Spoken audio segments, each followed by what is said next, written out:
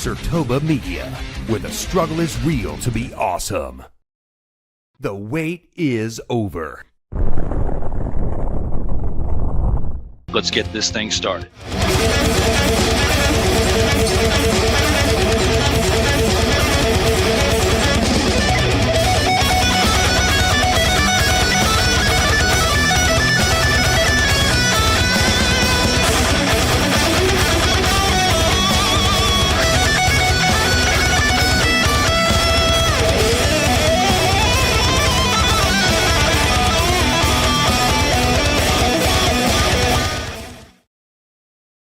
Welcome, one and all across the nation and around the world. I welcome you all to episode 124 of the In or Out Sports Debate.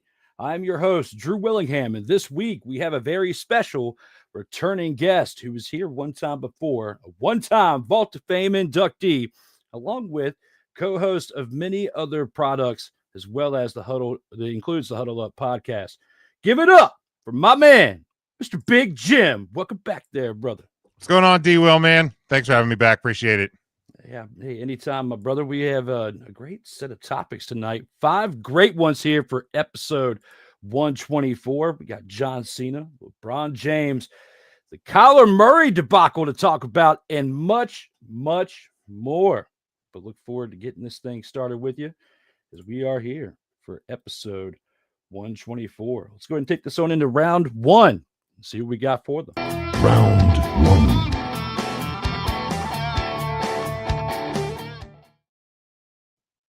Here with round one. It's not Jerry Jones's fault that the Cowboys are under 500 midway through the 2025 season. It's a little bit of a tough one, my man. But looking at this, are you in or are you out on this? So I'm thinking in my brain, I'm going like it's this the not and in and out. I am in. It is not Jerry Jones's fault.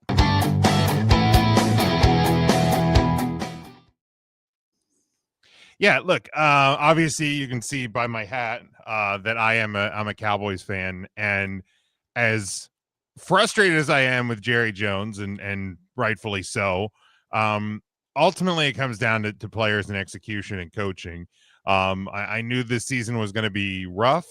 And at this point of the year, I think I had them somewhere about the 500 mark, maybe one above. But this year was never going to be good out of the gate. And ultimately you look at the Bears game, the Panthers game, and the Cardinals game. Those are the big 3 right now that I'm saying they should not have lost. And, 2 of those games were not even really that close. It comes down to coaching. It comes down to execution. I don't think this is specifically a Jerry Jones issue. I think it's a team issue. It's an execution issue. Well said. Normally I say for the sake of debate, but I actually happen to disagree on this one. I'm just going to go out.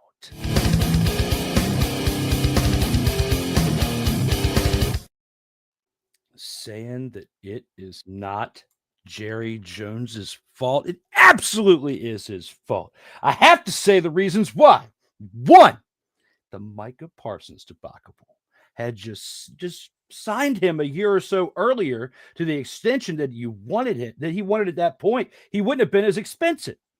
He wouldn't be playing in Green Bay. Then the Cowboys fan nation wants to act like the trade for Quinnen Williams is the savior because he's a little bit cheaper.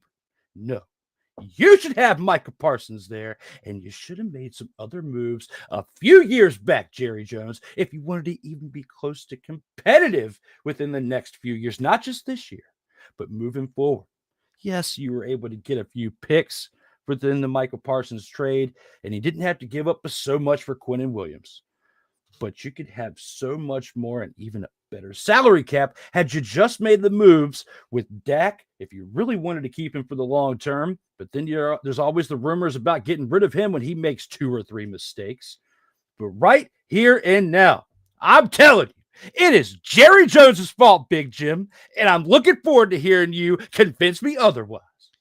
Oh man, look, I mean, I know in the short term, in this tight pocket that we're looking at, the Micah Parsons thing absolutely looks like it was a fumble, it was a debacle, and all of that. But I have watched Micah Parsons in critical moments over the last couple of years disappear, whether it's physically, meaning injured or otherwise, not even on the field, or while he's on the field, just not execute to the level that a guy who wants that much money at that position garner. And he has not made the defense that exponentially better as a solo player through the course of the last couple of years.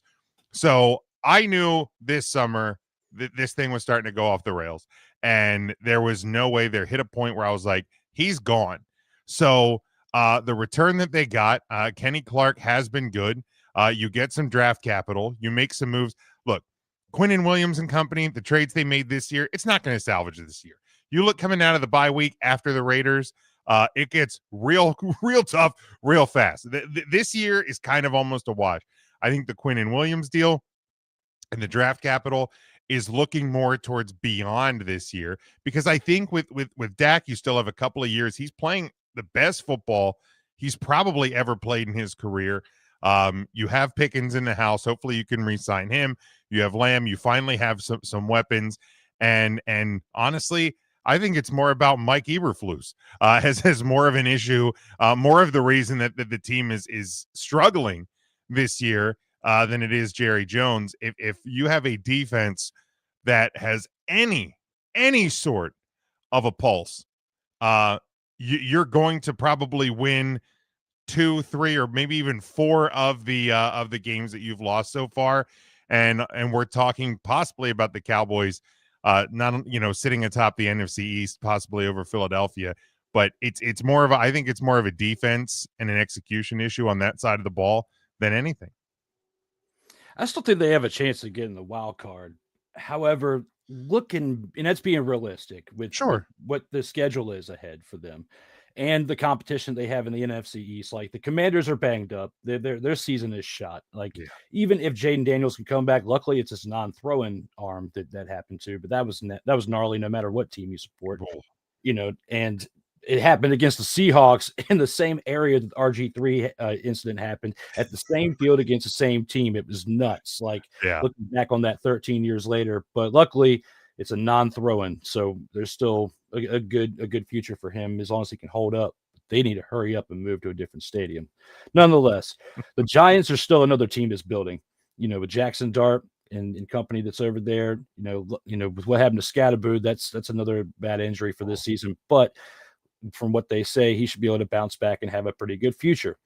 NFC East is wide open. The Eagles have had their struggles to start the year here and there, to where a few games the next 3 to 4 weeks could make a big impact to both of these teams, the Cowboys and the Eagles. I just don't want Jerry Jones to look like he's a genius, because you still could have had Derrick Henry. You could have had Dak at a cheaper rate. Yes, you made the deal and you got Pickens in there, and he's been doing pretty well with CeeDee Lamb, and they've been working together, and it doesn't seem like he has the ego to what they were afraid he's going to have with DK Metcalf. Just imagine how things would be in Pittsburgh right now had they kept those two. And what they're doing with Dallas, I give Schottenheimer props for that, because he's kept them at an even keel at this point, and they're both producing. And Dak's doing okay. Defense is underperformed up until you made the trade, which is why they brought in Quinnen Williams. The biggest argument I have with this is where we're at right now at 500 has a lot to do with the moves that were made previous to this season, whether via trade, via free agency. When you fumble the football on not bringing in workhorse like Derrick Henry, even though he's been banged up with the Ravens this year, for a little bit. And then, of course, Lamar Jackson, that team's been banged up to where they're not producing like they were throughout last season.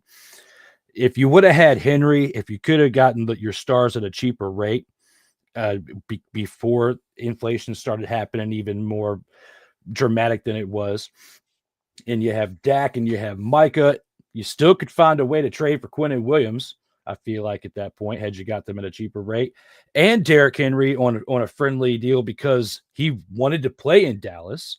Like, he loves that area.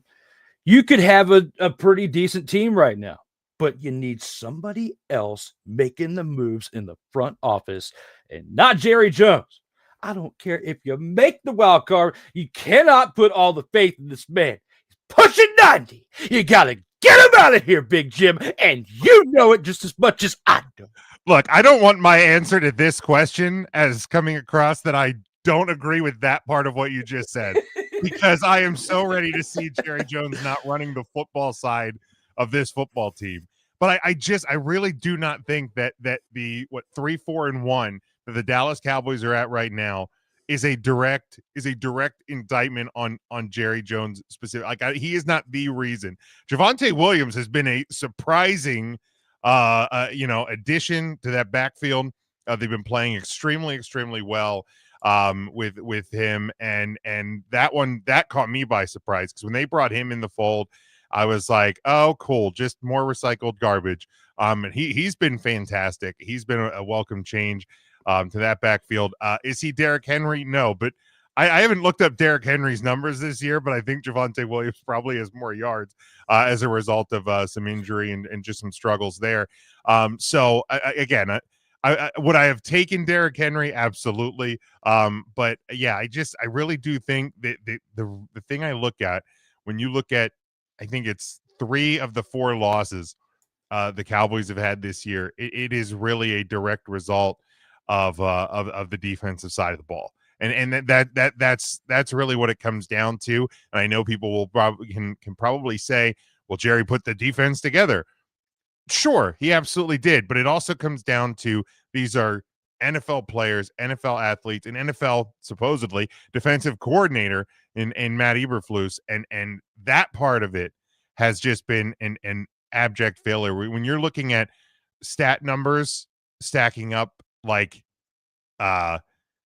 where you're in the same category as the Bengals, the Jets, the Titans, that's a bad category to be in.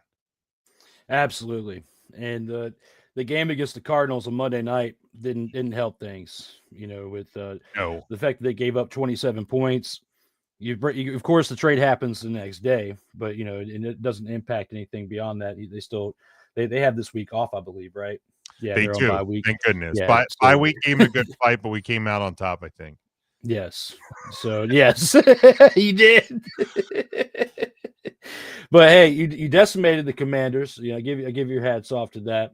And the Broncos one was tough because you gave up 44 points. Yeah. So that's what probably ignited the talks to get that going. Plus, the Jets were having a fire sale. They got rid of Jai Alexander and others. So they have no hope. But even though they did look decent today with Justin Fields, the Jets should be doing at this point. I mean, they're like, it's hard to say a team that's as bad as they are this year. Looking like they're doing anything right, but to get rid of a lot of older big contracts and inheriting a ton of draft capital, that's what that team should be doing, because you do still have a lot of young talent. You have a new head coach. If you want to do anything to try to rebuild that organization, I think that they're actually doing it right. We've got a few comments here in the house. We've got Sick Diggy saying, "What's good, everybody?" What's up? What's up there, Sick? Welcome back there, brother. As well as our brother Ike. Ike with the awesome last name, doesn't give an F.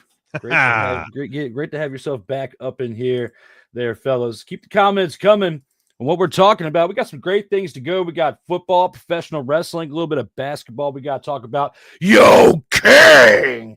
Here next for round 2.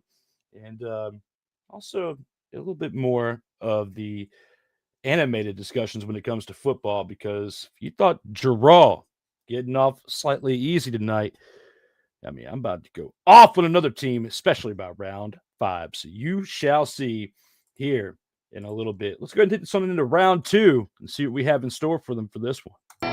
Round 2.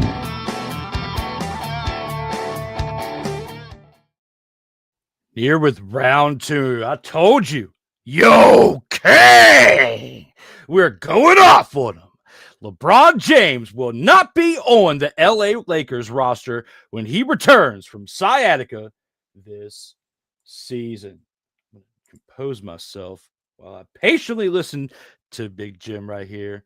But just know my seat is burning hot because I'm ready to go. What do you got to say here, Big Jim? Are you in or are you out on this one? I am out.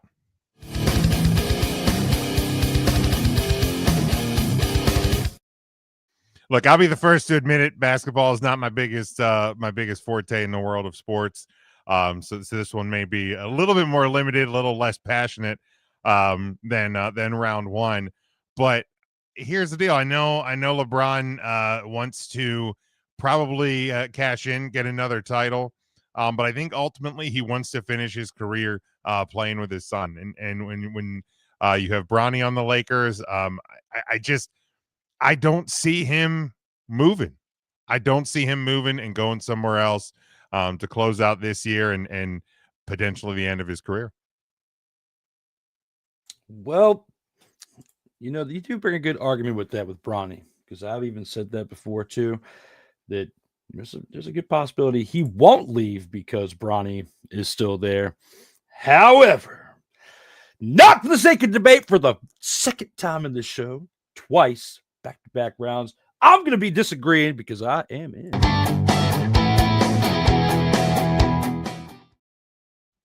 Ike, not just because he sucks, okay?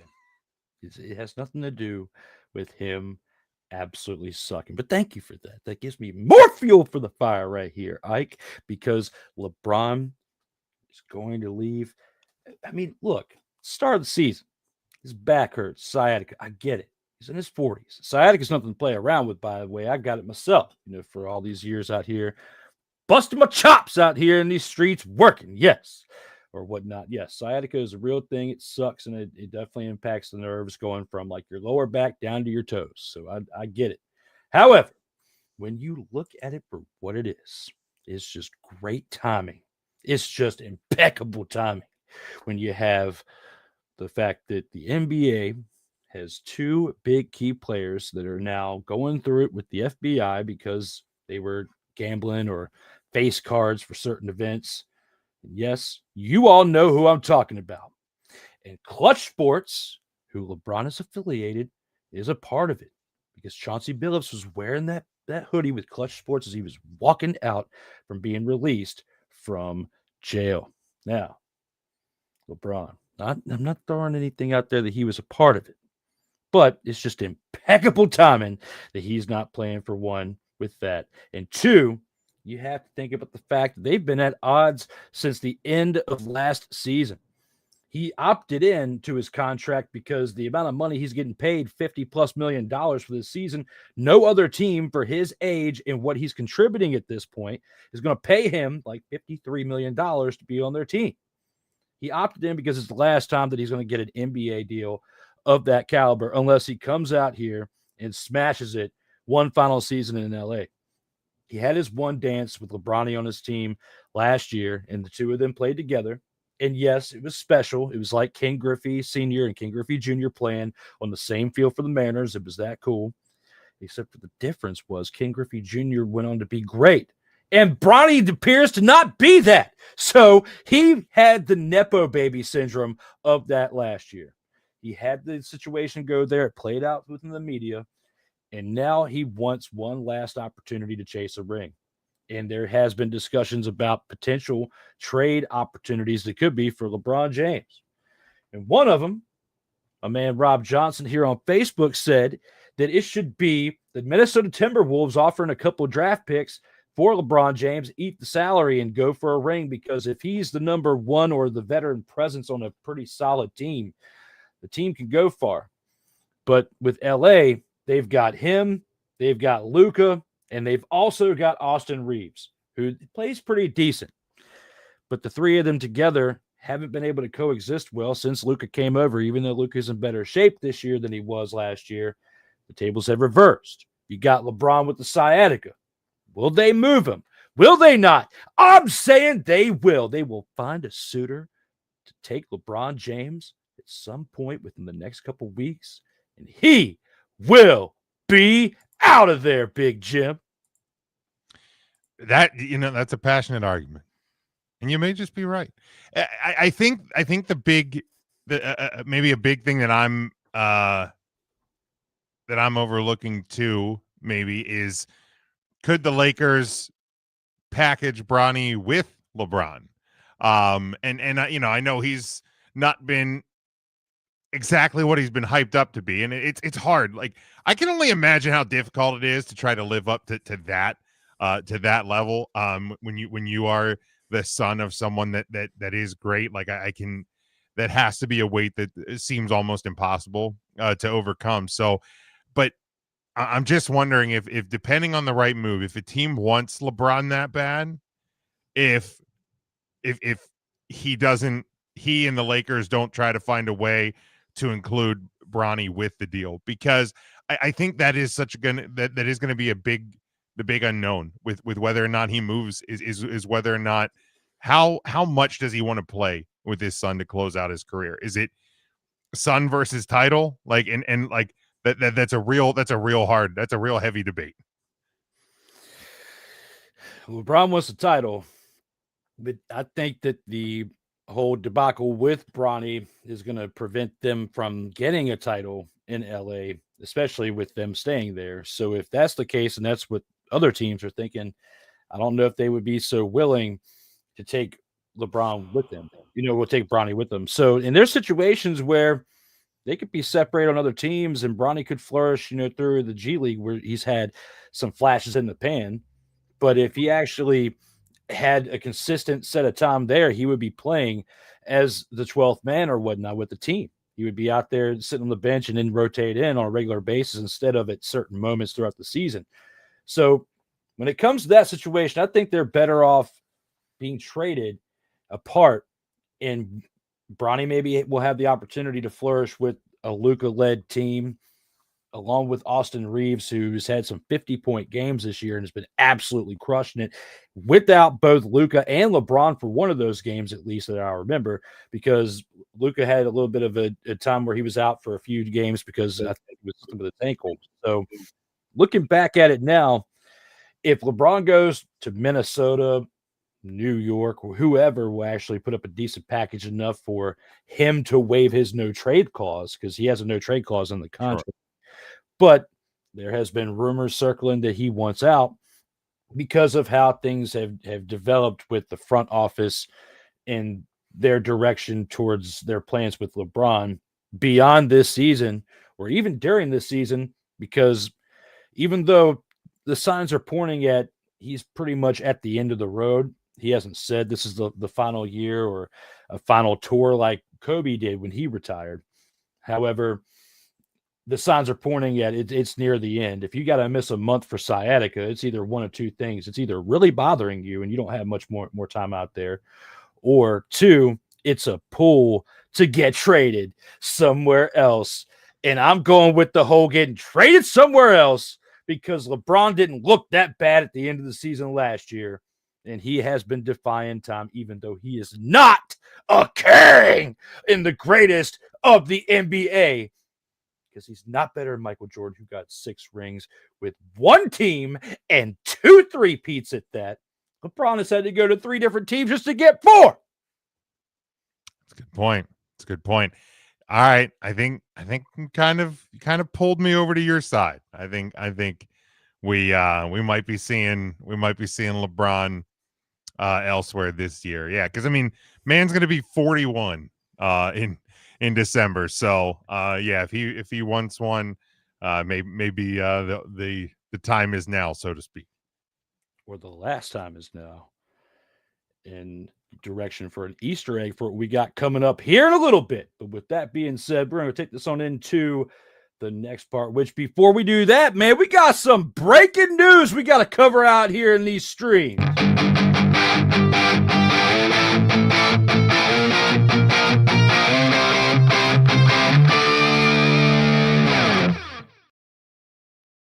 And that breaking news is this. Our brother Kyle Nash will be here next Sunday night for episode 125. As we keep this thing going, episode 125 will be here next Sunday, November 16th, 8:05 p.m. Eastern Time, just like tonight on Sirtoba Media with the man, myth, and legend, Kyle Nash, the man of many homes out here in these streams. You know it, and I know it, as he has been here 16 times with us out here in these streams, tied for second place. The man has had a lot of appearances. We're going to keep that going next week. But the reason why Big Jim is even here and how I even know Big Jim is because of Kyle Nash. And if you want to go back and see episode 118, Big Jim's debut, the two of them had some heated discussions. Basically, I was throwing a bunch of shenanigans, and they were making sense.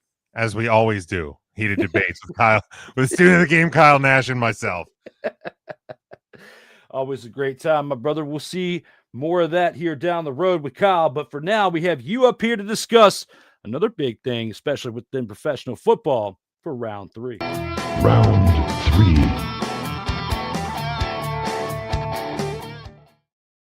And here we go with this guy right here for the Arizona Cardinals.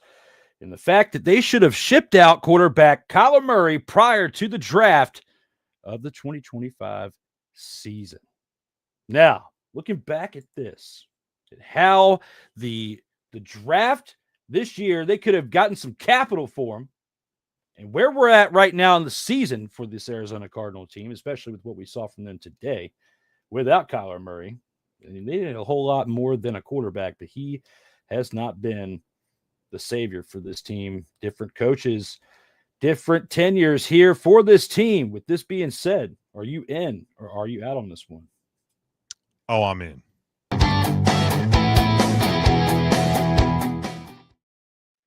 But look, and when let me quantify, I am in that they should have at least tried to shop Kyler Murray before the start of this year. Now a $43 million cap hit this year, 53 next year. I don't know how many teams in the National Football League would have jumped at that opportunity to pick up Kyler Murray, but they should have absolutely been trying. This guy has not lived up to the expectations that they asked of him when they signed him to the big contract after his rookie deal was up.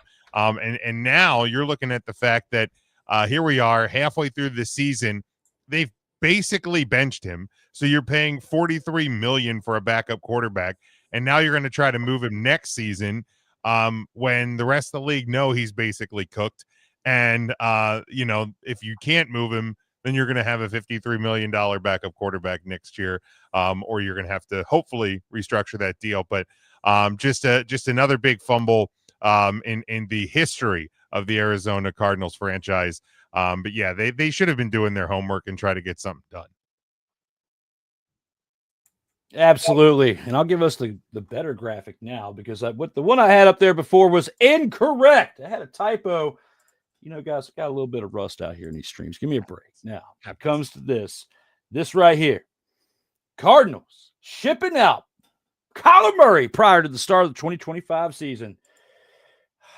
Oh, I agree with you on this.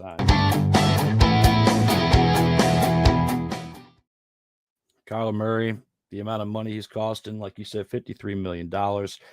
Absolutely insane the amount of money they're paying this man. You're going to have a Russell Wilson situation like they did in Denver, where you're going to be cutting him before the start of next year because I don't see anybody actually taking on his contract. The start of next league's year is March 11th, I believe. It's either March 11th or March 16th, if I read it right. And if they cut him before that, they're only on the hook for, like $17 million or something like that. I think I read if I read it wrong. But if they wait until after that, they're on the hook up for not only the full amount for next season, but 2027. And you've got to think long term here instead of just the 2025. So probably what they're doing is keeping him sitting for the rest of this year because it's very similar to Russell Wilson, where they sat him the last few weeks of that season in Denver to where they make sure he doesn't get any more hurt than it was to keep him out at this point.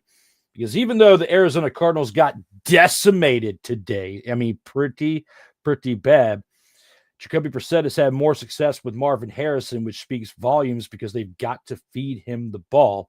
And even in today's loss, Marvin Harrison was still getting fed in the game. So when you have Kyler Murray, who at this point, he may be looking back saying he wished he had gone to the Oakland Athletics when they drafted him and played baseball instead of playing football because things are not going his way, or he has had a decent payday up to this point. Maybe it was worthwhile. Maybe the amount of money, he's not quite Jamarcus Russell status. All right. He's not big dog out of LSU as much of a bust. He's of course not Josh Rosen from before that, which is why they got Kyler Murray to begin with. But when you have a quarterback that has gone through different coaching changes and the current one doesn't have the faith in him to throw him back out there, or at least fight for him to go back out there now that he's healthy to play, it looks like he's going to be shipped out at this point. And had the Cardinals shipped him out after last year into this offseason, then you may have been able to get more for than what you were going to get here in the near, because his contract would have been worth more because he would have been a full season of this year, next year, and beyond, rather than what you're going to be losing out on because the man got hurt. So right here and now, Kyler Murray, it's time to be shipped out, and they should have shipped him out prior to this year. Yeah, with only 2 years left, the guy's 38, 48, and 1 as a starter. And seemingly it's kind of getting worse. And I think that's even the bigger problem maybe for the Cardinals, and why it is probably going to end up as a cut as opposed to a trade, because you look around the league, that there's not a ton of teams that I can look at that are like, yeah, bringing in Kyler Murray at that contract makes a lot of sense. I mean, you think of just a couple off the top of my head. Browns certainly aren't bringing him in, right? Mm-hmm. Jets certainly aren't bringing him in. You think about some of the teams at the bottom of the barrel. The Dolphins aren't bringing him in. Saints aren't going to bring him in. They're already in quarterback contract hell, so that they're not bringing him in either. So when you're looking at some of the teams at the bottom of the league, you're going, man, this isn't really an option. You're not going to bring him in at that value as a backup, so that the Cardinals may not have any suitors at this point, where if they would have been doing it back before this year, Pittsburgh maybe have made a run at him. Do you take a run at him as opposed to waiting to see if Aaron Rodgers wants to come back? Maybe the Jets would have taken a chance on him instead of Justin Fields this past offseason. So I just think when hindsight is 2020, as the great Chevy Chase said in the movie Dirty Work, but it really is a fumble, and it kind of just continues to go in a laughable series of events for the Arizona Cardinals over the general course of their franchise, sans like 1 or 2 good years.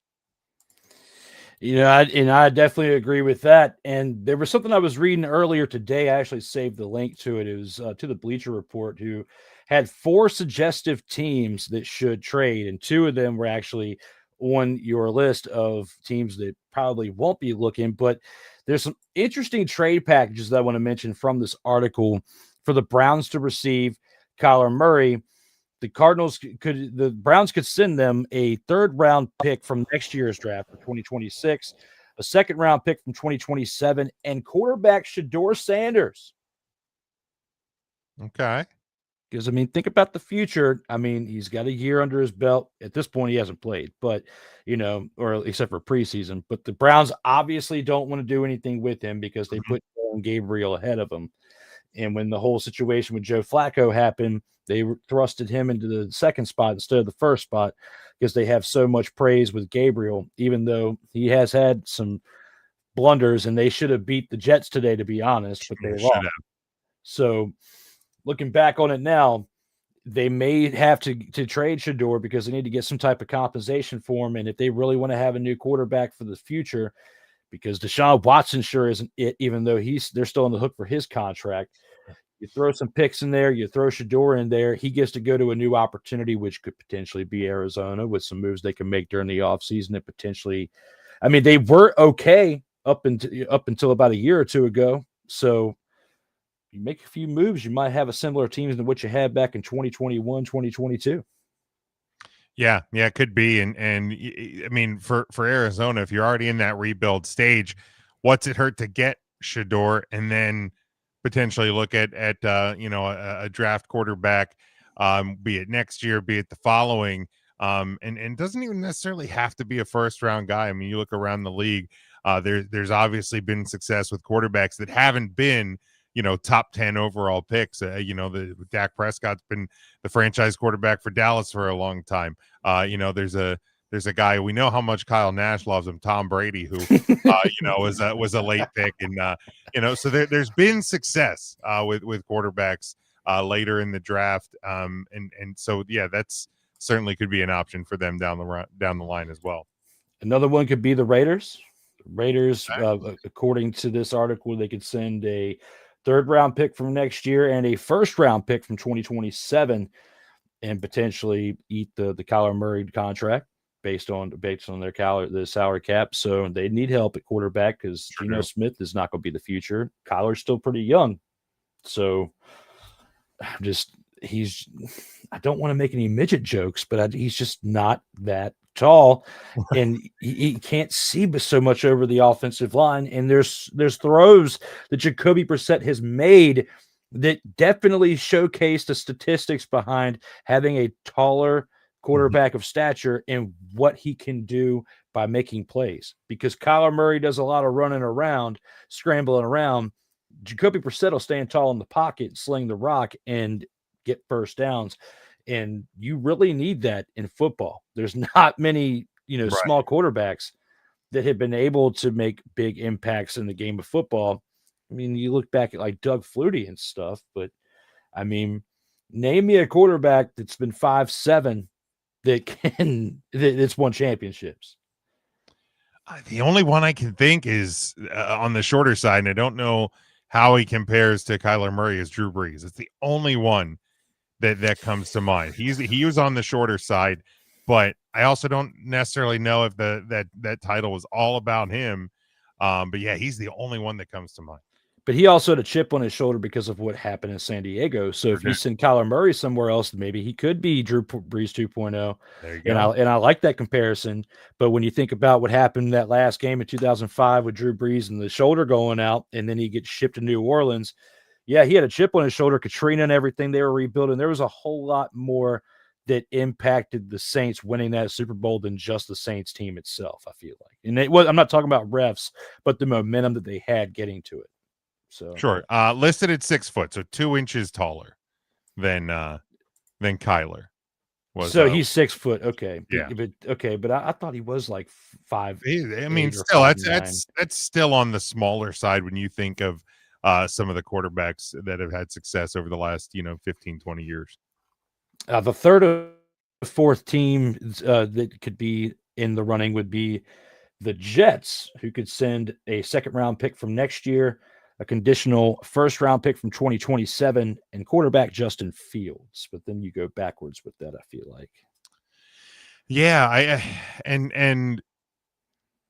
I just feel like Fields and Kyler Murray are similar in really in where they're at in their career and in their style of play. And I know the Jets signed Fields for, I think it was 2 years. So he's going to be a little bit cheaper. He's still a little bit younger.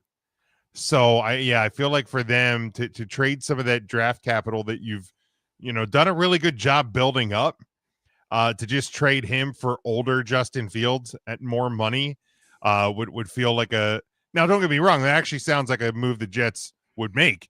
But if you're trying to prove to us that you're the new Jets and not the same old Jets, that's not the move. Especially if the owner's son's going off of Madden value. Well, that as well. That as well. And the last team is one that you mentioned earlier as well. The Pittsburgh Steelers could potentially, according to this article, send a 2026 third-round pick, a 2027 first-round pick, as well as throw in running back Caleb Johnson. Okay. I think the hard part with that is they're gonna wait and see what Aaron Rodgers wants to do, right? Yeah. Because he has played pretty well. There's been times where he's looked his age. There's times where he has not looked his age.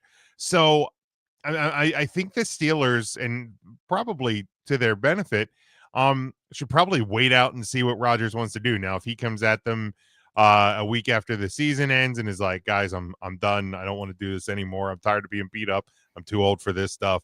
And so then maybe you make that deal before somebody else can get into the mix.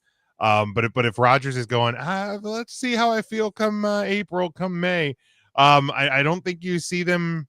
I don't think you see them, pull a trade off, because the last thing you want to do is disrupt the happiness of one Ron Rodgers.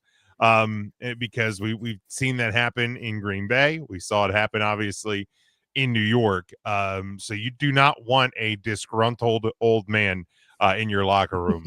So just I think the Steelers will have to wait him out. And making that type of move for like a middle of the road, quarterback who has only 2 years left on his deal, that doesn't sound like a Pittsburgh Steelers move, in my opinion. Like they unless they're desperate, unless this year goes on and they end up sub 500, they don't make the playoffs, they get bounced in the first round again, maybe they panic, but it would have to be a panic move. That doesn't feel like a Steelers move to me. I feel like the Steelers are better off trading for Kirk Cousins before they trade for Kyler Murray, to be I would absolutely agree with that, because he's had all this time to rest, and another team could unlock him. Like, look at what they're doing with Aaron Rodgers. You have somebody that can stand tall and make decent decisions. The problem with Kirk is he couldn't last year, but he also wasn't fully healthy, in my opinion. Sure. Up to the point that they had benched him because he had rushed back and was starting a new contract, and he didn't want what was eventually happening to happen. So, but speaking of old man Aaron Rodgers, the Steelers are up 3-0 right now. The Chargers had the ball, but he led them down to field goal range in the first drive. But he does look similar to what you were talking about, like an old man. 2 of 4 for 11 yards. Oh, look at those numbers. Big numbers, averaging 5.5 yards per pass, which is better than Kyler Murray. So they're still fair. in the right direction, and they are up 3-0 with the Chargers having the ball at the 6. So they are at their own 6. That's not good. So they have 94 yards to go. Definitely a good kick. It looks like a kickoff from the field goal. But with all that being said, and Boswell, to give them that field goal, it was a 59-yard field goal. So kickers are out of control this year, man. Yeah, there's some big legs. Yeah, that's 59. What was the one that was the record? Was at 68? 68 last week. Yeah. Jeez. I'm disappointed the Cowboys didn't trot out Aubrey to try like a 74-yarder when they were in Denver the other week. He's going to get it at some point. Aubrey's going to get 70 yards. He's a monster. We've seen the warm-ups. The man can do it. It's a lot of leg he's got over there. So hats off to you. I hope we find a diamond in the rough with a kicker like that, because I feel like if every team had a kicker that could kick 70 yards, it changes the way the game is played. Sure does, man. Sure does. Because then we would need a field like CFL where there's 110 yards to play on instead of 100. Yeah, exactly. With all that being said, guys, leave the comments out there. Bring them on back, because we still have 2 more rounds to go to. But before we get to those 2 rounds, we're going to have a quick commercial break so you can see what we have going right now, along with some other programming that we'll be back real soon. And with that being back soon, we'll see you here in a couple minutes.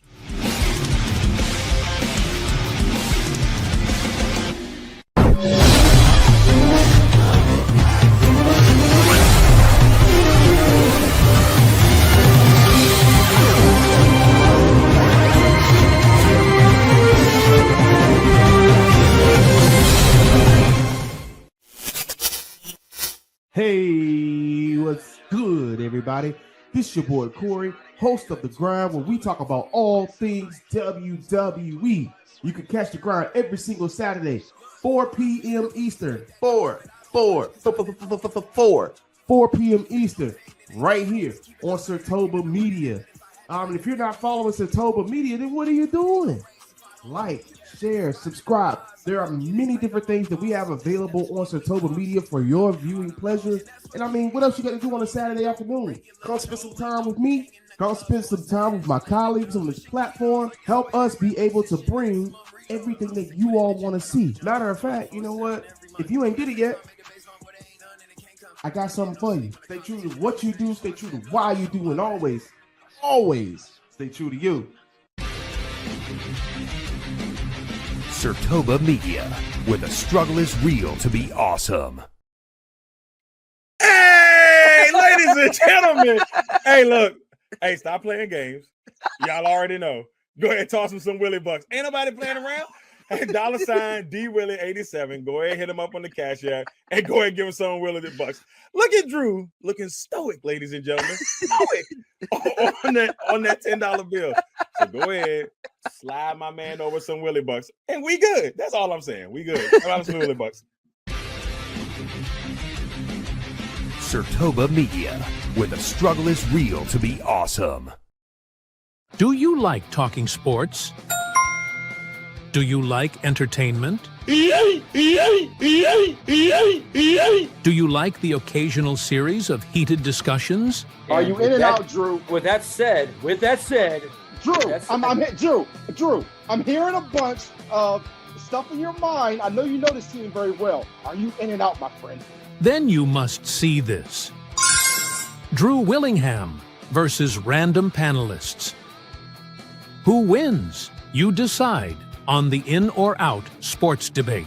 Live. Whenever the we feel like it. Eastern Standard Time. Exclusively on Sirtoba Media, where the struggle is real to be awesome.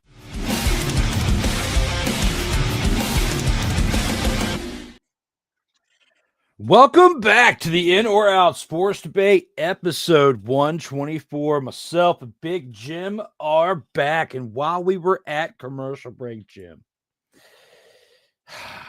Aaron Rodgers stepped back to pass. It was sacked in the end zone for a safety. The old man Juju has been thrown by Big Jim.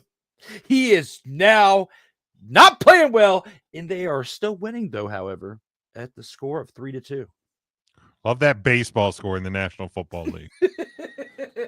It does feel like we have the World Series, which that was one epic World Series that we had this year between two teams. I mean, it wasn't one of my teams involved, and I do kind of feel some type of way because of Freddie Freeman moving on from my Braves to the LA Dodgers. However, at the same time, as a human being, because he's a good guy, I'm happy that he got 2 rings back to back. And Shohei, absolutely wild. But we do have a baseball score that is making us think, or at least me, of the World Series. Yes, sir. And an LA team nonetheless, as one of those. So yeah, an epic, absolutely epic World Series. Not my team as well. My Orioles are still World Series list in my lifetime, which sucks. But maybe, just maybe we'll turn that around and we'll have some hope. But yeah, just a tremendous 7-game series we had. From the last time we had some comments up here, I accidentally missed one. Sorry, Sick, when it came to round 2. He said he's out. I care less whether or not LeBron stays with the Lakers. Oh, man.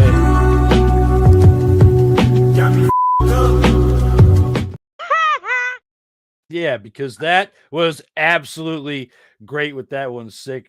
You know LeBron starts with...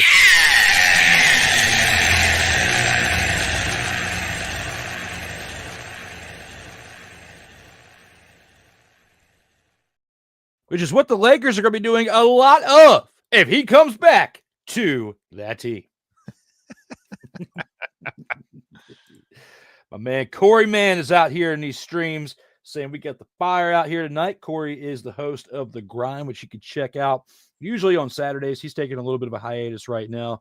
Definitely very similar to what I had going on professionally out here in these streets. Was feeling the pressure and need to take some time off, which is understandable because, hey, you got to take care of number 1 before you can have the number fun. Willie Bucks continues. That commercial.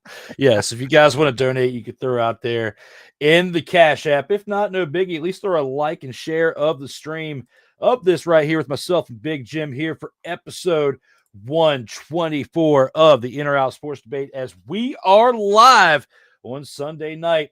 We're live just as well as the Pittsburgh Steelers almost getting decimated with their 1-point lead, 3-2. with that being said, let's take this into round 4 and talk about something that's actually positive than the Pittsburgh Steelers. Round 4.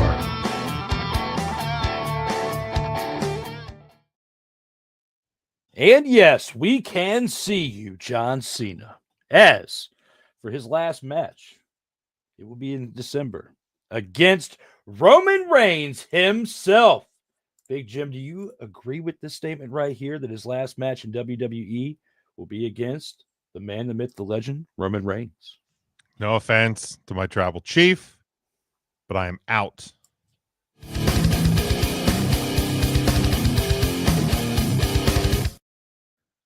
I think it's really interesting how the WWE is setting this tournament up. They're doing the last time is now tournament. We know so far Damian Priest, Rusev, Sheamus, Shinsuke Nakamura, Jey Uso, The Miz, and LA Knight. Yeah. Will be in qualifying matches. So we don't know if Roman will be involved. We don't know who else will be involved at this point. But for me, I feel like that it's really important for the WWE because they're really shaping it up as comparing it to when John Cena had his ruthless aggression moment and he stepped up and he got that win at the start of his career. Roman Reigns, again, all respect to my tribal chief, is not at the beginning of his career. So I think you got to look at some guys who are going to have a lot more time in front of them. And for me, there's a man carrying around a championship belt that John Cena has never won. And I see December 13th, the last time is now. I see Dominic Mysterio as John Cena's final opponent. I like that. I like that you selected that as his final opponent. That could definitely work. And I like that. However, I agree with you on the fact that it won't be against Roman Reigns. I am out on that.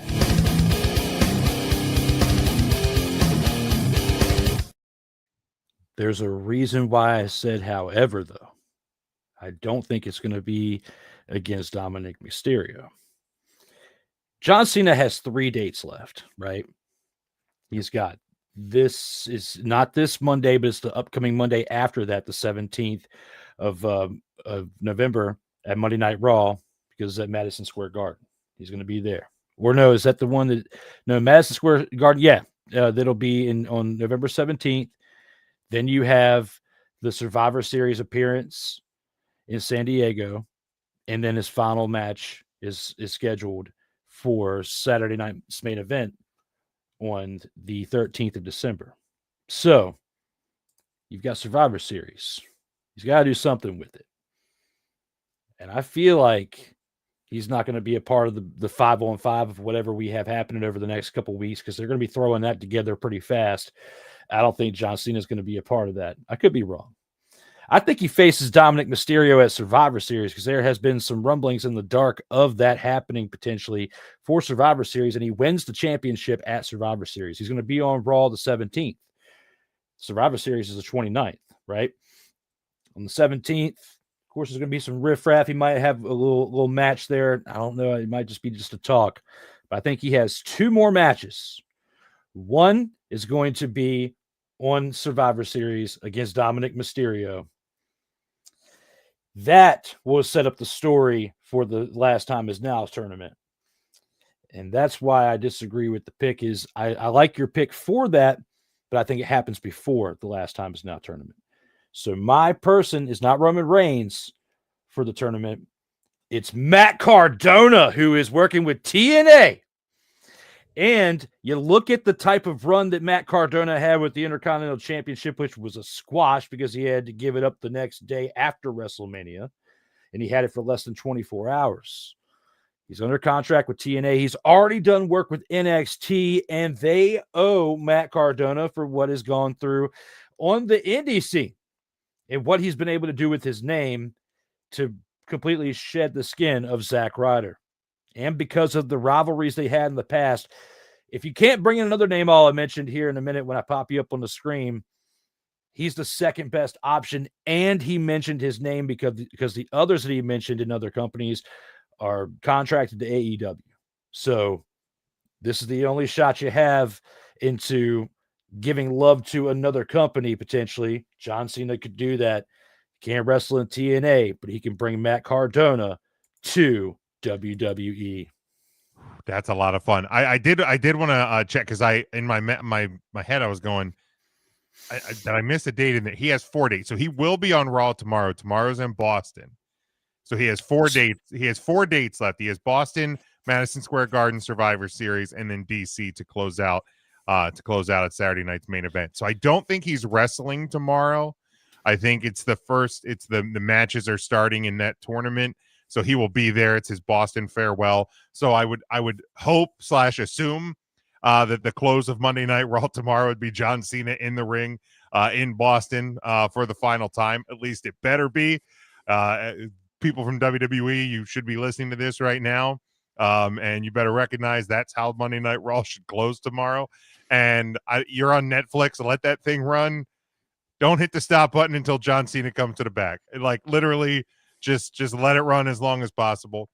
But yeah, no, I love the idea that idea of Matt Cardona is a heck of a lot of fun. And they did make sure they pointed out in those promos leading up to this tournament that, it could be somebody else. And like, immediately the world starts to think of some grand illusions and ideas about who that might be. There's a guy from Canada that's in AEW that everybody wants it to be.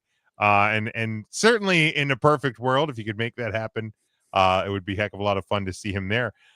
Also, there's another guy from Canada that may or may not have a deal with AEW anymore, that in Chris Jericho just turned 55. And look, I'm no fan of Chris Jericho, maybe the person at times, but he posted a picture today on his birthday on his Instagram, and dude looks ready to make a final run somewhere that he spent a lot of time possibly. So and certainly into your prediction of Cena getting the Intercontinental title at Survivor Series, Chris Jericho I believe is the winningest Intercontinental champion of all time. So certainly would like to grab another one here to kick off his farewell tour, so to speak. So that's another name that I've seen hypothesized a little bit.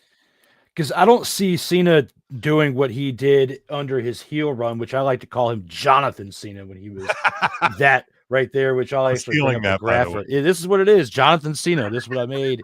That's what he looks like.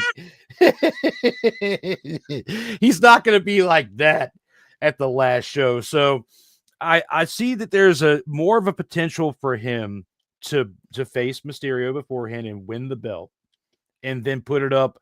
And basically this is how it goes. Either somebody beats him for it or it's going to be vacated and he leaves still as the champion, but then it's vacated and got to have another tournament to decide whoever the champion is, which could still be a potential too. But I think that John Cena is going to put somebody over in his last match, like Kurt Angle put him over in his first match. Because that's literally, it's not going to be that quick of a match. Because even though Kurt Angle put him over, that was kind of a fast match. Because John Cena got one over on him real quick. But I think that we're going to have a classic match, very similar to what we had at SummerSlam with him and Cody. And it's going to be with somebody that can carry him to that. And Matt Cardona has proved on the indies that he can carry matches and work matches. And as much as they were able to, because as soon as Cena said Matt Cardona's name, on TNA, Matt Cardona did the same thing. So, I feel like that could have been an Easter egg to the very last match. And just like Ike said, I'm with you. I think that in what I was alluding to earlier, you must have been paying attention, that he could have been facing Edge, and it could be for the IC belt, something that Edge has won multiple times over, but it would more likely be a one-off from AEW. And I don't see the Intercontinental Championship changing hands to that. But with TNA's working relationship with WWE and the fact that they have talent from both sides holding championships throughout NXT and TNA, especially when you think about the Hardy Boys, now they just need to do it on the main roster, and they can do it with Matt Cardona. someone whose wife Chelsea Green is running through the country through the company right now, and just won the U.S. Women's Championship last week. So, or regained it because she was the first and longest reigning That's U.S. right. Women's Champion, as she Put likes some to throw out respect on there. it. Yeah, put some spec on her name, Birdman, out here in these streams. Stop it. Get some help. I'm trying, brother. All right. I'm just trying to throw you a little bit of this. Surprise, motherfucker. A little bit of surprise with the facts out here with the different Easter eggs that are already running around the company that could bring more possibilities of this Matt Cardona match for the IC belt, and not doing something like Vinnie Mac, we'll say, did previously, where he wins the belt and the next day you rip it off of him and steal this moment from him. Yeah, and I'll be curious to see as more names start to pour out in this tournament bracket, what it's going to look like and how they handle these potential surprise opponents, be it a Matt Cardona, be it a Chris Jericho, something like that, but because if it's a tournament match and that happens at Madison Square Garden, Chris Jericho's dad, Ted Irvine, played for the New York Rangers. So, another little sneaky twist into a surprise return of Chris Jericho. That could be a lot of fun. And I can't believe that, after watching Fat Chris Jericho for 3 years in AEW, that I'd be potentially excited to see Chris Jericho back in WWE, but whatever he's doing, Ozempic, it's working out extremely well for him, because he looks to be in great shape for this final run. Look, the guy does, as much as I make jokes, he'll 1000% be a WWE Hall of Famer. When he hangs up the boots. So to see him as a potential comeback, but then also there is young talent. Like, I think so many times you look at the names released so far, it's some of the bigger names, the longtime guys that we would come to expect. But there's Braun Breakers out here in this world. There's Carmelo Hayes out here in this world. So if you to potentially give the opportunity for how John Cena's career started, I think some of those guys at least have to get into the tournament, maybe get a win under their belt to at least kind of throw that hint of possibility out there. Not necessarily to see them go the whole way, but it's going to be really interesting to see the names that finish rounding out this bracket. Yeah, because we're gonna definitely see it soon. But we just got more word that someone that's on my shirt tonight, one of the Usos, Jey Uso's in the tournament too, and we could see something with that potentially. Yes, sir. We could see that potentially be part of it because of what happened at the Royal Rumble. Mm-hmm. Yeah, and I like your take. Chris Jericho could be showing up, but I think my pick for Chris Jericho to come back was going to be the Royal Rumble, because it's another way to surprise him too. Because I have Jericho in next year's WrestleMania, but I don't think he just shows up like Cody did a few 4 years ago and started that feud with Seth. He doesn't need to come back like that. Cody needed to come back like that to put the hype on his name and his character to where he's now achieved everything as a result of that start. So Jericho doesn't need all that, because one, he is a senior citizen now, still absolutely getting it there for his last run, and could work within the mid cards pretty well and help give more prestige with the IC belt. And he doesn't need to do the U.S. championship because he doesn't need to wrestle every single week. No. But, the Intercontinental Championship is one that he could do some promos a week or two in between title defenses and keep it going a little bit and still make it interesting, because he can definitely still cut promos, and did some great work with AEW and helping bringing up talents like MJF and others that they wouldn't have been where they're at, or at least as great as where they were, had it not been for their work with Chris Jericho. So yeah, absolutely. So, but with that being said, what do you guys think? Leave them out here in the comments. We definitely disagree. It's not Roman Reigns, but I say that I'm going with the Matt Cardona, and you say Dominic Mysterio. Still two great picks. One way or another, John Cena is going to fight for the Intercontinental Championship, according to both of us, at some point, whether it's a little bit beforehand or for the last match. It's happening. The last time is now. Make sure you guys check out the last 3 to 4 events. But yes, I may have been wrong for this upcoming Monday because yes, it is in Boston.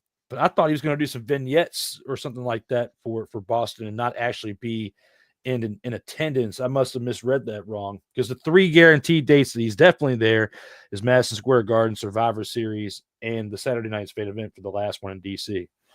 Yeah, So, I'm pretty sure he's there. I think he's confirmed there in Boston as well. But yeah, it's hard to believe that John Cena, four dates, about a month left until we don't see the jorts, don't see the t-shirts, don't see the hats and the armbands anymore.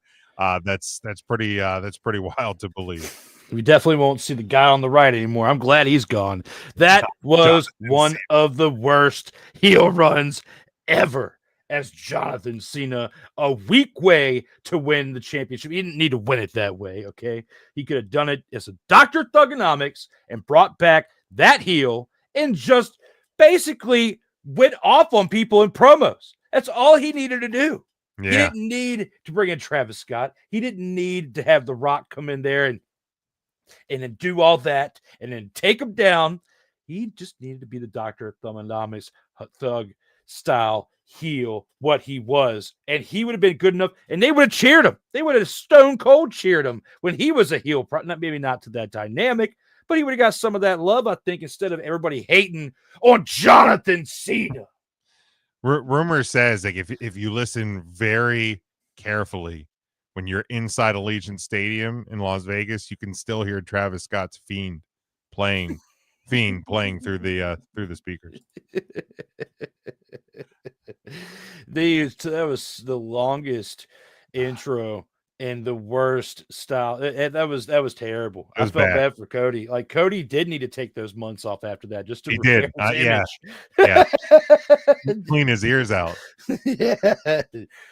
With all that being said, you guys leave those comments down below, whether it's during the live production or in the replay. Let us know what you're thinking out here for this round 4. Let's go ahead and take this on into the final one and see what we got in store for the final round. Final round.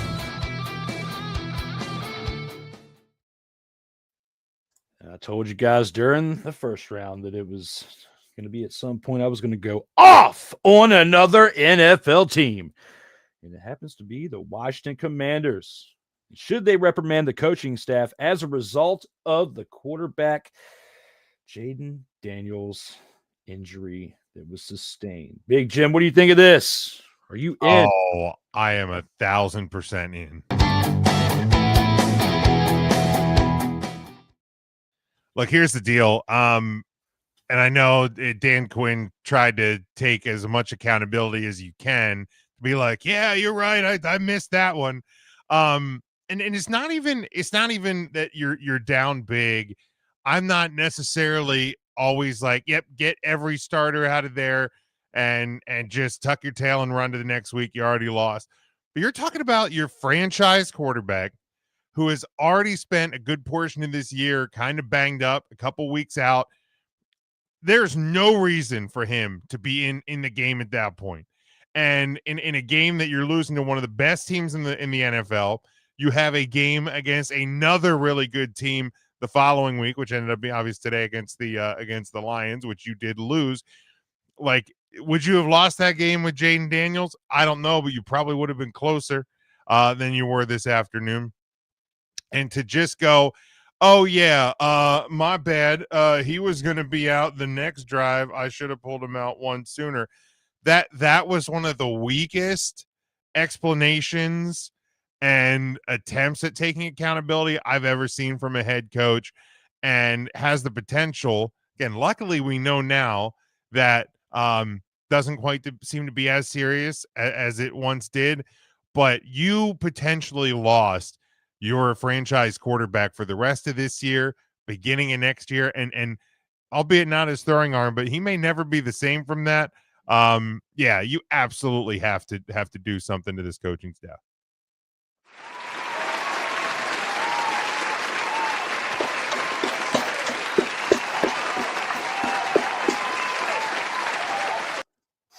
I had to give you that, Big Jim, because you absolutely crushed it with that one. I agree. I am in. 38-7. 38-7 was the score in the fourth quarter. It's the fourth quarter. You're down by 31 points. You're down by 4 touchdowns and a field goal. There's no excuse for you to have your franchise quarterback in the game when you've already been depleted at your offensive line. You already lost one of your workhorses and your running back, Austin Eckler, for the season because of an ACL injury because said offensive line couldn't block for him, and that was before other starters were going down. You've had issues with Terry McLaurin staying healthy since he came back from the contract dispute. He's had 2 situations where he's been out with injuries. Deebo Samuel's been out with injuries as well. Your top 2 receivers right there haven't been around. Who was he going to throw to because he didn't even have Deebo in that game? Okay. He has Zach Ertz. He had Ben Sinnott. And he had Luke McCaffrey, which are still all very young players minus Zach Ertz. But still, Zach Ertz is going to help you with 5 to 7 yards of dink and dunk catches here and there on the average. Can't really do what he did 10 years ago in Philadelphia. He can have some flashes in the pan, but it sure isn't going to be what he used to do. And at this point, you're down 38-7 in this game in the fourth quarter. 13 years ago, we have a similar situation with RG3. It's later in the year, but it's the same field, around the same place on the field, same side, same 10-yard line. And it happens to be your starting quarterback going against the Seattle Seahawks, who were the ones that took Jaden Daniels down. The one bright spot is the fact that it's not any of his on his throwing arm. It's on a non-throwing arm. And, he's been banged up even before this, so he gets time to heal overall. And luckily, it's not going to be anything that prevents him from coming back to the game long term. But you see how they got decimated earlier today when playing and what they're going to do moving forward. Like, it's not looking good for the Commanders for this season. If you are a fan of that team, like myself, even though I'm trying to be non-biased, but the Lions came to town and beat you 44-22. You lose by 3 scores. You've been beat up in all 3 phases: offense, defense, special teams, with injuries so far this year.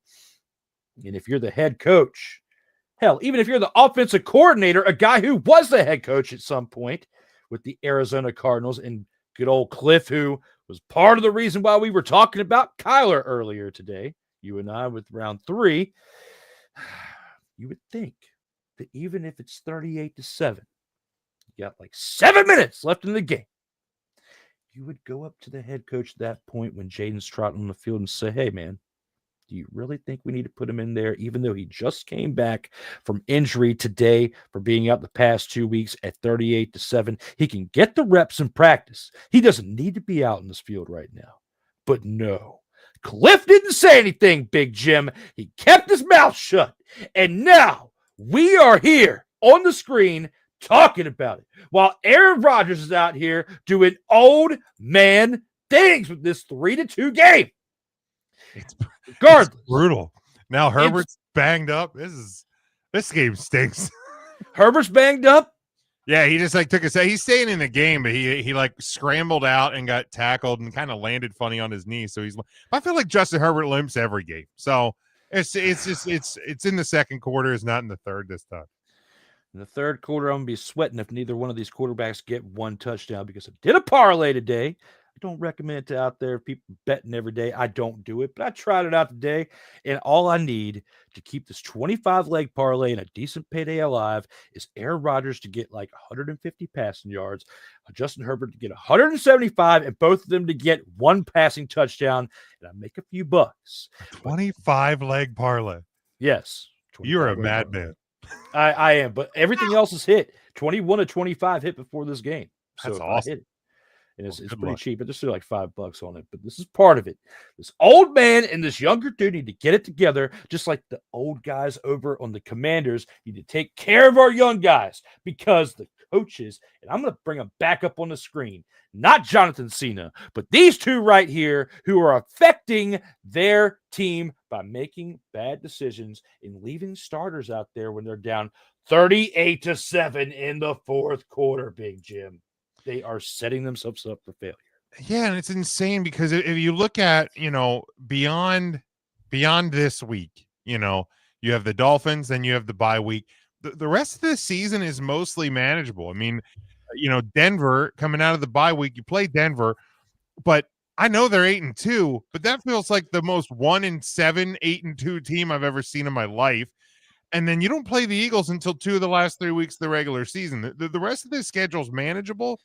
And at least one of those games against Philly in week 18, they're probably not going to need to do a whole lot at that point of the year. So, like, why, when you're already down that much, you keep a guy in? Again, 44-22 today. I don't know if Jaden Daniels is enough to get you to beat the Lions, but he's certainly better than what you have this afternoon. And then you come back out, Miami, Denver, Minnesota, New York. Those are 4 very winnable games. And with as wacky as this season has been, even at 3-7, it feels weird to say you're not dead yet, but you're not dead yet. So what are you doing? What do you do? Like, it's crazy. I mean, the team sitting in the 7th spot right now is at 6-3. So in theory, over the last half of the year, you have to be 3 games better than, the Chicago Bears. Like, come on. Like, what are we doing? Bears, Niners are so banged up, it's not even funny. Carolina, Minnesota, Dallas, Arizona, Atlanta. Most of those teams are not good. You have so much potential in front of you, and you just make a bad choice to where I don't know, and this is no offense, I don't know if you can absolutely beat Miami next week going into the bye. And so then if you go into that bye at 3-8, that does start to feel like it's getting late early. Especially with how the Dolphins were actually competitive today. I mean, they beat the Bills, a division opponent for one, and they beat them pretty handedly, 30-10 at home. That was Mike McDaniel saving his job game.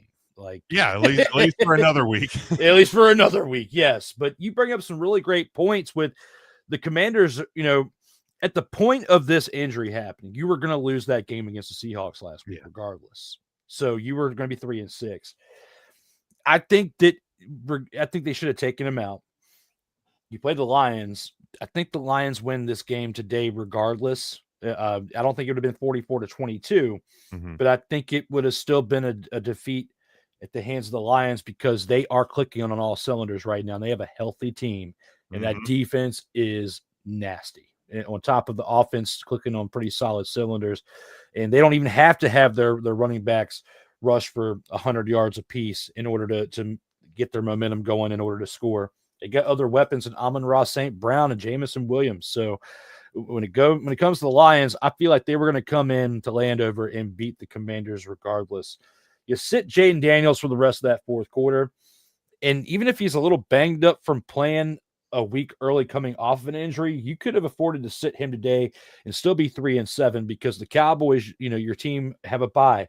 Both the Cowboys and the Commanders only have 3 wins right now. Yeah. Okay. So the Commanders is worse for them because they haven't had a bye week yet, and they're 3-7 at this point. So right now, with that being said, you have the Giants who are 2-8.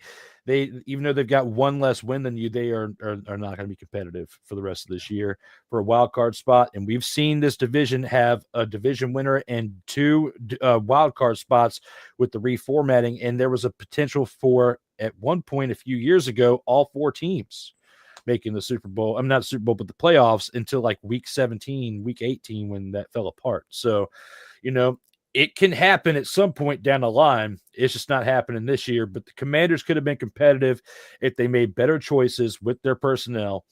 Let the rest of the starters sit. You get the reps in with the people who don't play. You don't get them in for the people who are just coming back on injury. You do that in practice. Yeah. Talking about practice. Like, come on. Yeah. It's malpractice. What are we talking about? Practice, man. What are we talking about? malpractice that the Washington coaching staff did last week. Yeah, because you surely at this point are definitely not seeing this. What's that?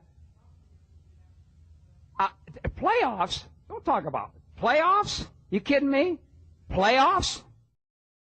We talked about this guy in the last round. You brought him up. But we'll even bring him up now to tell Dan Quinn this advice. Would you please shut the hell up? And another man that Big Jim brought up, I'm going to bring him on the screen right now. Let me talk to you. Because even this man cannot save your job like he tried to save John Cena's heel run. You should know your role and shut your mouth. You're not going to go in there and receive some type of message like that from the great one. Somebody in that coaching staff needs to stay off the weed. What? You know exactly where I'm coming from right now. Yeah. Yeah. You like that? You like that?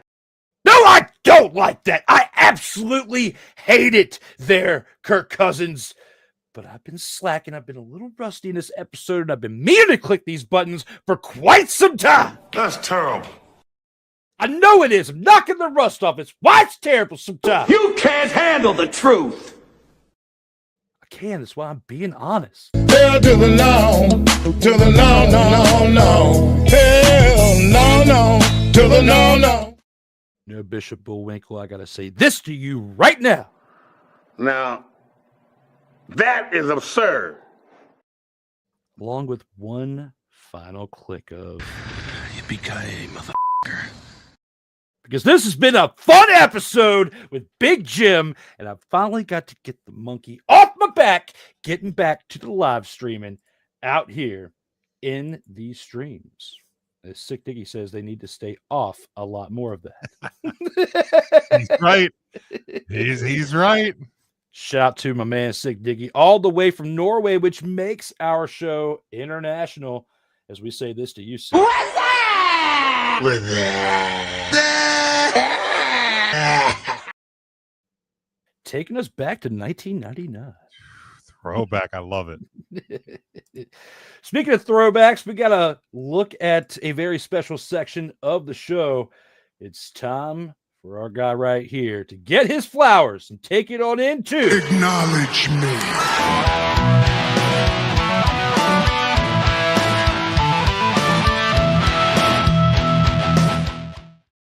the In or Out Sports Debate Vault of Fame. We have to acknowledge that Big Jim is now a two-time Vault of Fame inductee here with episode 124. Big Jim joins others here in the vault, locked and loaded, ready for you to go back and watch between episode 118 and tonight's episode 124. Big Jim here for those two appearances. As he moves on up, he's now tied with 13 panelists who have been here two times. As you can look at the leaderboard here through 124 episodes.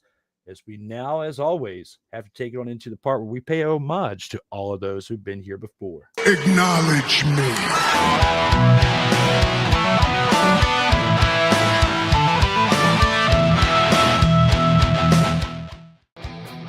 You know, I want to take this time to kind of shout you out, Drew. You have taken a concept and made it into a whirlwind of fun for a lot of people. I know for myself, dude, I am proud of you, man.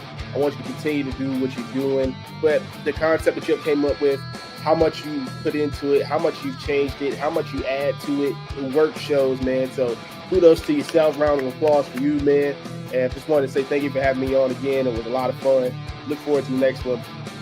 Shout out to Drew for letting me come on the show. It was a lot of fun. Honestly, didn't know what to expect coming into this, and I am super happy that I agreed to come on to this because it was a blast, well-produced show. Honestly, extremely impressed by all the effort you put into this show, Drew. Thank you for having me on, and I look forward to coming back on in the future. Man, you took me back. This is why this show was so important, and this is why I am personally validating and vouching for this show. If you are anybody in media, sports, professional wrestling, anything, you need to be on In or Outs Sports Debate with my man Drew Willingham, because this has got to be one of the most fun things I've ever done in a long time. Big Jim, welcome back to the vault there, brother. Two-time, yeah, man, and everything that all of the previous panelists have said. This show's an absolute blast. I'm glad that I was welcome back, and I'll come back anytime that you'll have me. It is absolutely a blast, man. I greatly appreciate it, brother. As always, we had a great time. Myself, I had a great time with you. Like you said, you had a great time. Look forward to doing it again. Next time I have to do with the Trios edition, you and Kyle Nash absolutely crushed it. Or I might select a rando for you to meet for the first time and see how you two clash out here talking about wrestling, football, maybe potentially another sport we'll throw in there at some point with some outside discussion. And with everything that we've talked about tonight, it's time to take it on into the last segment of the show and discuss it within the final word.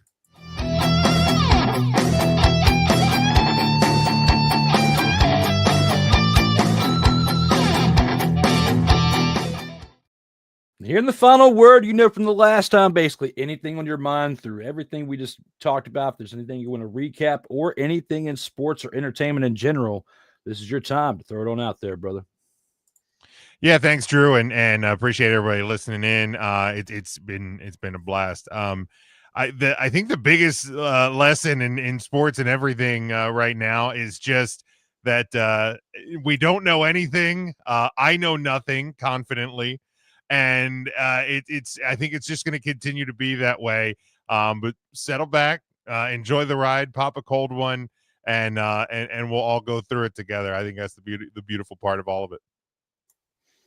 Definitely well said there, my man, because when it comes to sports, everything evolves so much. One thing we say today can be the absolute opposite tomorrow. You just never know out here in these streets.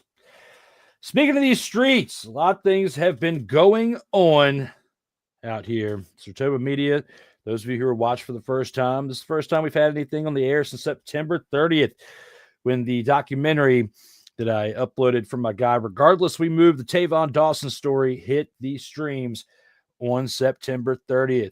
And now you can see us here each and every week, and us, meaning myself and the panelists who will be with me within this show, the In or Out Sports Debate, every Sunday night between 7, 8 o'clock, maybe 9, depending on guest availability and time frames and myself. But it's going to be a Sunday thing. I'll be working this back in. As far as the other programming, like Total Football Talk, I'm not quite sure, to be honest. Just wanted to give you guys an update. Haven't given any update on that. This is the first time that I have given some type of update. But with everything going on with myself, working myself back into the grind, pardon the pun, a little bit easier than the way I was working myself out of it on September 30th. So just being straight up and honest, but had a blast with Big Jim tonight. It's something that I know that I can do going forward, producing this at least one episode a week for the upcoming future, as we have other people like Jim on here to help keep that fire going within me, just to keep, just to remind me that the work I put into it is far appreciated, and they come ready to rock and roll like he did tonight and crush this episode.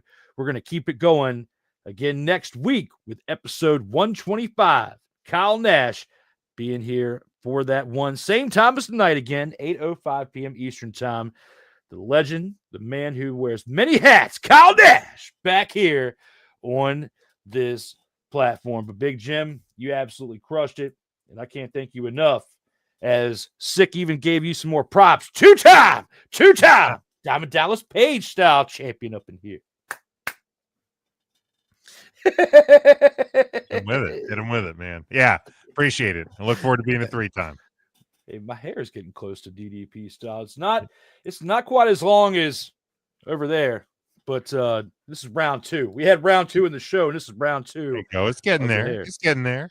Hey, anybody needs any donations? Might be selling this one, but donated the last one. But hey, if anybody, no, I'm just joking, but I don't think I can deal with it to go that long again, bro. I don't. Yeah, I did the long hair, the donation thing one time in my life as well, and Yeah, I actually, because I cut it so short, I was able to donate two ponytails from my hard work.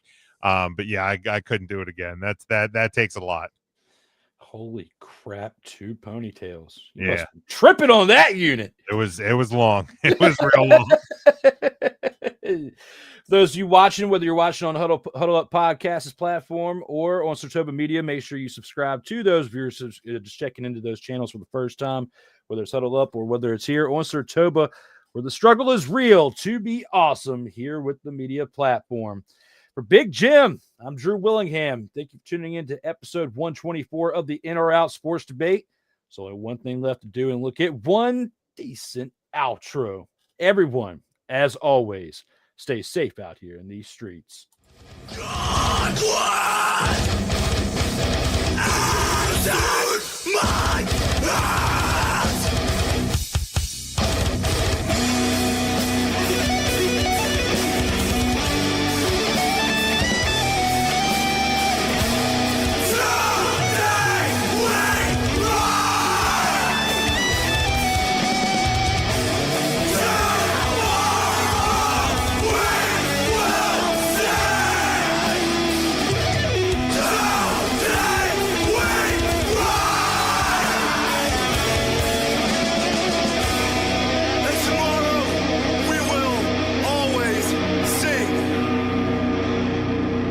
Sirtoba Media, where the struggle is real to be awesome.